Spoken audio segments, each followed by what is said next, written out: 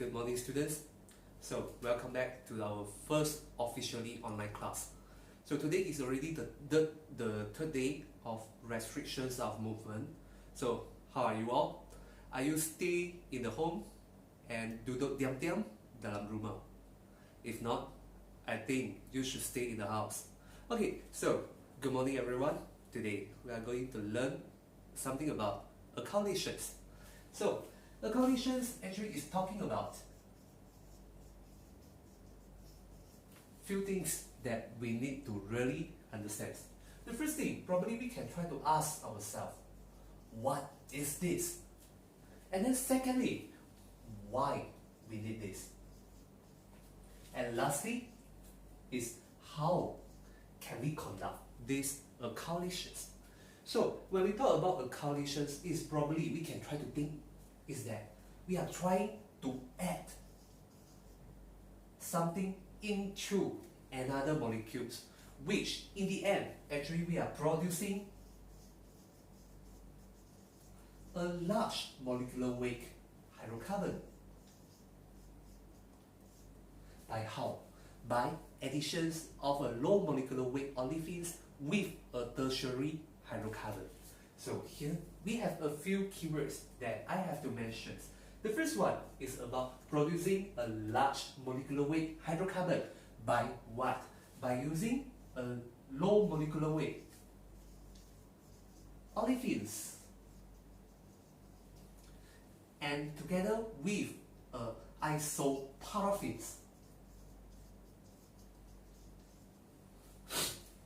So for your information, usually what we are producing is something about a large molecular weight hydrocarbon, which the hydrocarbon, they are usually falls within the gasoline range.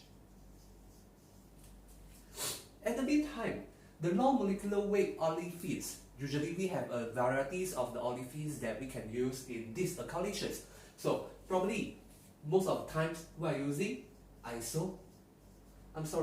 we are using a butene.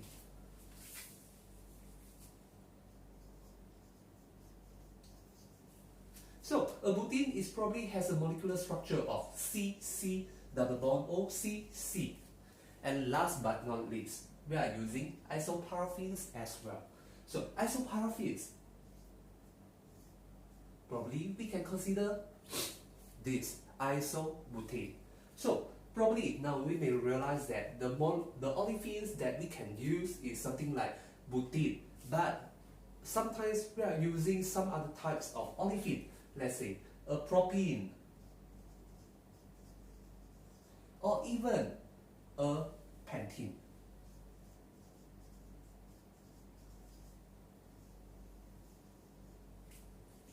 But in most of the cases, we are still using this butene. And then for the next one, isoparaffin, most of the time we are using this isobutane.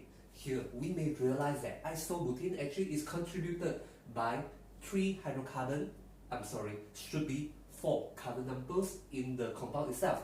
And then here I would like to draw your attention onto this carbon atom.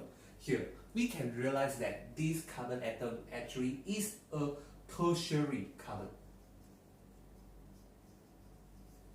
Tertiary, it means that actually this carbon is connected by some others 3 carbon. So it makes it into a tertiary 1, 2, and 3. And then probably later I will try to explain to you why we are using this isoparaffin, a tertiary carbon, but not some other types of paraffin. So probably now we can try to think in other way. Why we are using this isobutane, but why we are not using a butane? So later we are going to investigate it by studying the reactions itself. So now we already understand the definitions of alkylations. Basically is about improving a quality of a fuel. By how? By changing the molecular structure. By how? By using, we are going to produce a large molecular weight hydrocarbon, a large molecular weight paraffins, which falls in the gasoline range through alkylations of low molecular weight olefins with isoparaffins. So basically this is the descriptions, or this is the definitions to describe the alkylation process. Now we are going to proceed to the next thing.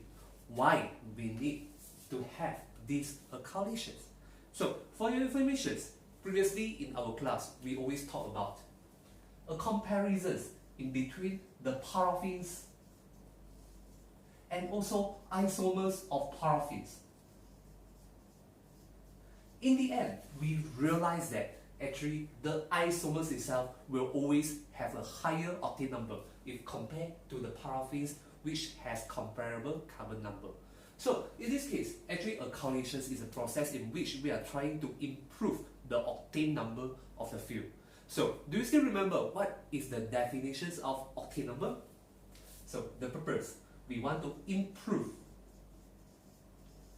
octane number.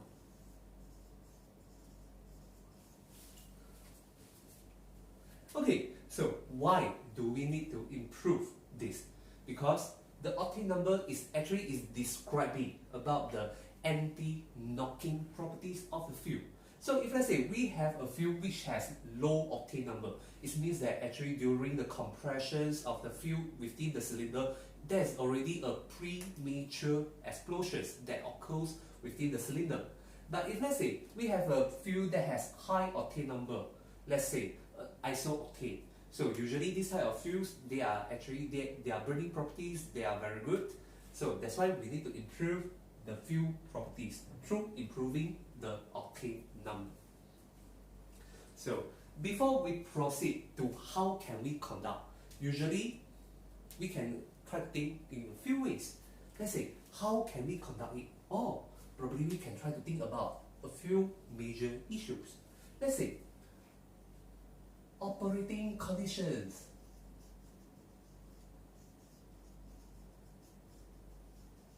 And probably we can try to think what are the process involved. So we also need to know what are the feedstock available. Here we also need to know what are the products for.